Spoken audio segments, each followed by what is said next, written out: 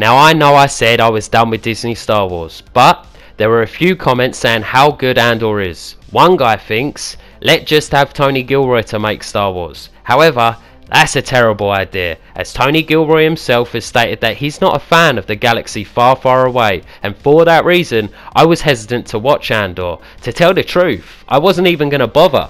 But then I saw how salty the Andor fans get, and I just knew I had to watch it and make this video. I really don't like Rogue One. All it does is explain why the Death Star was destroyed so easily in A New Hope, but that didn't even need explaining because they already fucking explained it to us. Use the Force, Luke. All in all, Rogue One is a completely unnecessary film, with shitty, forgettable characters, the worst of all being Andor.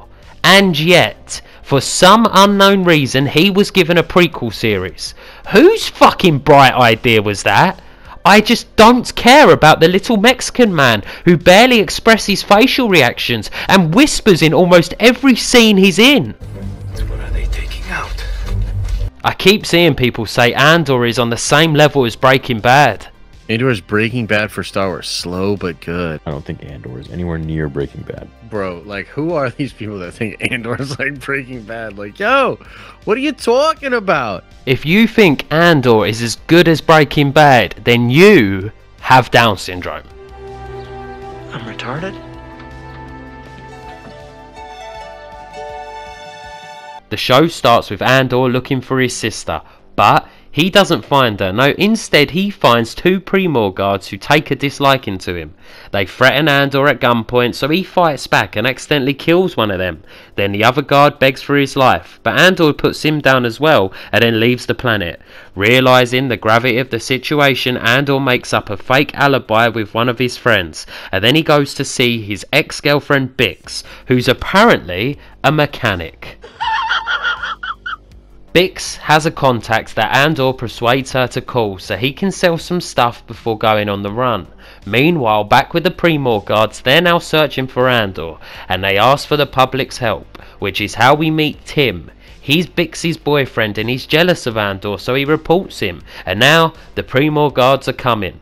But it wouldn't be a Disney Plus series without pointless flashbacks that don't serve the story at all, and that's exactly what we get with Child Andor. How old would you say that kid is? 10, 11, 12? Do you remember in Rogue One when Andor says, I've been in this fight since I was 6 years old. This is clearly before he started fighting the Empire, and he's definitely older than fucking 6. You liar! Anyway, let's keep going. Bix's contact meets with Andor, but as they're working out the details of the sale, the Pre-Mor guards open fire on them, so they escape together and retreat to Bootstrap Bill's ship, where they fly away. While the Pre-Mor guards are looking for Andor, they shoot Tim, and the guy in charge, Cyril Khan, is fired and moves back home with his mother, where she gets him a job working for his uncle at the Bureau of Standards.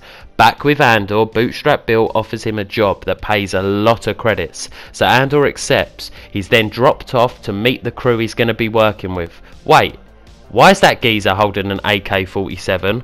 Oh, that's right. I don't like Star Wars. I just never been interested in Star Wars ever. So I had no reverence for it whatsoever. The job is stealing credits from the Empire, and everything's going as planned until the communication tower overhears the crew's conversation and realises that they're being robbed. So he gathers some troops and heads down to the vault, ending in a firefight killing part of the crew while the rest escape. Andor then takes his share of the money and leaves. Turns out Mon Mothma is working with Bootstrap Bill, and that job was to help fund the rebellion. In my rating the sequels video, I said, I miss the good old days when the only women in Star Wars were Princess Leia and Mon Mothma.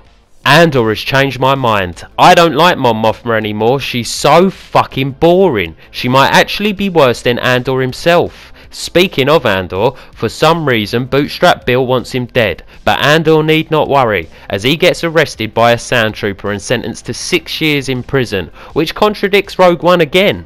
Do you remember what Andor said when Saul Guerrera put him in a cell? Relax, Captain. We've been in worse cages than this one. This is a first for me. I don't think Tony Gilroy has even seen Rogue One. If being imprisoned is a first for Andor, he can't fucking go to prison in the prequel, can he? Guys, I'm done. It's not worth it. I'm not invested at all. I don't care what happens to any of the characters, and I don't hate myself enough to find out. Fuck Andor. I'm not watching the rest of it. I know how the cunt dies, and that's enough for me. Would you make a Star Wars movie? I'm sure they asked you and you didn't want to go. No, there's do it. nothing. I don't like it. I don't like it. You don't like the world if it doesn't matter. No, it doesn't matter. Beyond No, doing it doesn't that appeal thing. to me. Smoke weed every day.